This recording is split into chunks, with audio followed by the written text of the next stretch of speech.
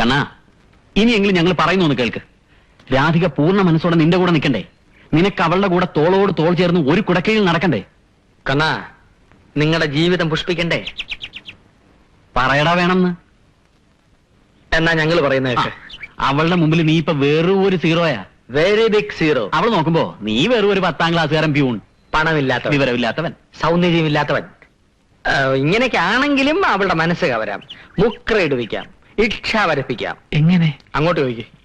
ഇങ്ങോട്ട് നോക്ക്. 17 വയസ്സുകാരി 70 വയസ്സുകാരനെ പ്രേമിച്ചിട്ടുണ്ട്. വെറും ഒരു കുഷ്ഠരോഗിയോട് പ്രേമം തോന്നിയ മദാമ്മ അവളുടെ എല്ലാ ഇട്ടെറിഞ്ഞ് അവന്റെ ജീവിത പങ്കാളിയായ സംഭവമുണ്ട്. ഞാൻ കുഷ്ഠരോഗി ആവണമെന്നാണോ? എന്നല്ല, ദിവ്യമായ പ്രേമത്തിന് ഒന്നും ഒരു വിലങ്ങുതടിയല്ല. ദേ, പെണ്ണിന്റെ സ്നേഹം പിടിച്ചു പറ്റാൻ പഠിപ്പും പണവും സൗന്ദര്യവും ഒന്നും വേണ്ട. നല്ല പെരുമാറ്റം മാത്രം മതി.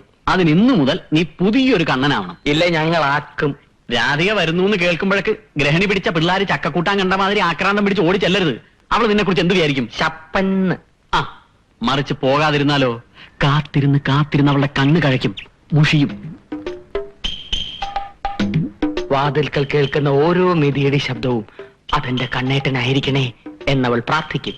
അപ്പൊ ഠേ എന്ന് വന്നിട്ട് നീ വാതിൽക്കൽ തട്ടുന്നു. ടക് ടക് ടക് ടക് ടക്. അവൾ വാതിൽ തുറക്കും. പരിഭവം ഉണ്ടാവും. അതൊരു സൗന്ദര്യപ്പിണക്കം മാത്രമാണ്. അപ്പൊ നീ നിന്റെ ഈ 32 പല്ലും കാണിച്ചിട്ടുള്ള ഒടുക്കത്തെ ഇളി ആദ്യം ഒന്ന് നിർത്ത്. ഗൗരവം വിടരുത്. ആ, നോക്കട്ടെ, സ്വല്പം കൂടി ആവാം. ആ, സ്റ്റൈലായിട്ടുണ്ട്. ചോറും വിളമ്പി വെച്ച് അവൾ കാത്തിരിക്കും. നീ വെയിറ്റ് ഇട്ട് സ്വപ്പം നേരം നിൽക്കുന്നു, കഴിക്കാനിരിക്കുന്നു.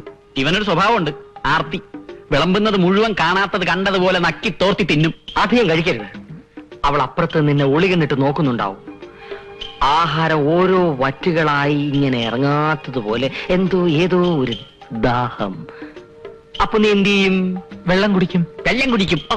ഇത് ആ ദാഹമല്ല, ആത്മാവിന്റെ ദാഹം. അതവൾ മനസ്സിലാക്കണം. നീ മുഴുവനും കഴിക്കാതെ എഴുന്നേൽക്കുന്നു, കൈ കഴുകുന്നു. അവൾക്ക് ഒരാഗ്രഹം കാണും, ഭർത്താവിന്റെ ഉച്ചിഷ്ടം കഴിക്കാൻ. അധ്യായം 1 കഴിഞ്ഞു. ആ, അധ്യായം 2, ആദ്യ രാത്രി. നിന്റെ വിവരക്കേട് കൊണ്ട് നിന്റെ ആദ്യ രാത്രി നീ കുളവാക്കി. ഇന്നാണ് നിന്റെ യഥാർത്ഥ ആദ്യ രാത്രി. ആ, നീ മണിയറയിൽ കാത്തിരിക്കുന്നു. അവൾ മന്ദം മന്ദം നടന്നു വരുന്നു. അരയന്നത്തെ പോലെ വ്രീളാവതിയായി. എന്താ? എവിടെ? ഇങ്ങനെ ഒന്നും പറഞ്ഞ് ഇവന് മനസ്സിലാവൂലെന്ന്. നീ നോക്ക്, ഞാൻ നീ ഗോവിന്ദേട്ടൻ രാധിക. ഞാൻ കണ്ണൻ, നീ രാധിക. അല്ലല്ല, ഇക്കാര്യത്തിൽ പ്രാക്ടിക്കൽ എക്സ്പീരിയൻസ് എനിക്കാണ്. എനിക്ക് പിള്ളേർ 2. അപ്പൊ ശരി, ഞാൻ രാധിക. ഇങ്ങോട്ടുണ്ട്. ഞാനാണ് നീ. ശ്രദ്ധിച്ചു നോക്കണം. എങ്ങനെ തുടങ്ങണമെന്ന് എനിക്കറിയില്ല. രാധേ, ഞാൻ അങ്ങനെ വിളിച്ചോട്ടെ? മൗനം. വിവാഹത്തെക്കുറിച്ച് എനിക്ക് വലിയ സങ്കല്പങ്ങളൊന്നും ഇല്ലായിരുന്നു.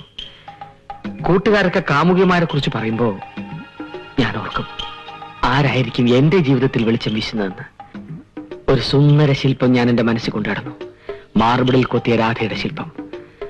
ആ രാധയെ ഞാൻ വിവാഹ മണ്ഡപത്തിൽ വെച്ച് കണ്ടു. അതെ, ആ മാർബിൾ രാധയാണ് നീ. ഇഷ്ടപ്പെട്ടോ? കൊള്ളാം. എവിടുന്ന് കിട്ടിയതൊക്കെ? ഒരു പഴയ നാടകത്തിൽ നിന്ന്. ഇങ്ങോട്ട് നോക്ക്. ഇതൊക്കെ കേട്ട് ഞാനിങ്ങനെ വികാര തരളിതയായിട്ട് നിൽക്കും. രാധികയെന്ന് വിളിക്കും. രാധേ, കുറച്ചുകൂടെ ഉറക്കം വിളിക്കേ. രാധികയെ എന്നും എന്റെ കണ്ണേട്ടാ കെട്ടിപ്പിടിക്കേ. ഇതൊരു പൂ പോലെ എന്നെ കോരിയെടുക്ക്. ഇതെന്തോ പൂ തന്നെ പോലുണ്ട്.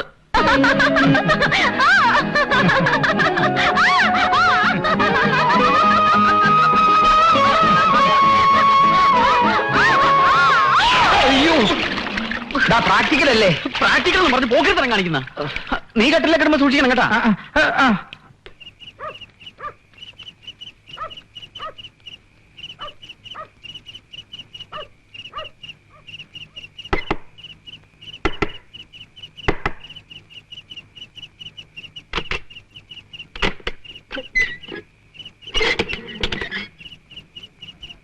നീ ഇതുവരെ എവിടെയായിരുന്നു?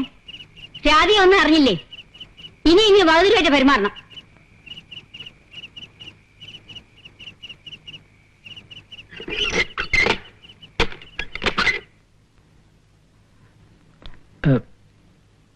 എങ്ങനെ തുടങ്ങണമെന്ന് എനിക്കറിയില്ല. വിവാഹത്തെക്കുറിച്ച് എനിക്ക് വലിയ സങ്കല്പങ്ങളൊന്നും ഇല്ലായിരുന്നു. കൂട്ടുകാരൊക്കെ അവരുടെ കാമുകിമാരെ കുറിച്ച് പറയുമ്പോ മാർബിൾ രാധയാണ് നീ.